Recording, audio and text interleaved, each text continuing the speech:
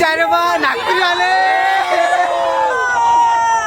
तर काय रे बुट्टी आज होता आमच्या ट्रिपचा तिसरा दिवस. आता चाललो होतो आम्ही चित्रकूट. सकाळचा टाइम आहे पण थंडी आहे रे भाऊ इथं. ह्या होत्या माझ्या मोठ्याही. आलो रे बाबा. ह्या होत्या नंदिनी मॅडम. मोठ्या गाड्याला काही मंदिरापर्यंत जाण्याची परमिशन होती नाही म्हणून केला आम्ही ऑटो आणि भाऊनं सांगितलं इच्छा मंदिरापर्यंत काही गोष्टी. आणि इथचा निसर्ग एकदम खतरनाक होता.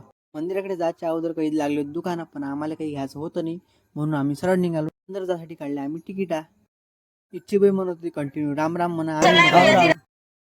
इथं होते लय सारे वाढणार त्याला आम्ही टाकले फुटाने. खरी मजा नली. आता ह्या गुफेत इथं रामाची मूर्ती होती, सीताची मूर्ती, हनुमानाची मूर्ती होती, पिंडही होती. इथचे लोक म्हणते हे गुप्त गोदावरीचं कुंड आहे. तर आपणही मानलं, पाणी घेतलं, पिंड टाकलं. हे होते अंदरचं सीन इथचा.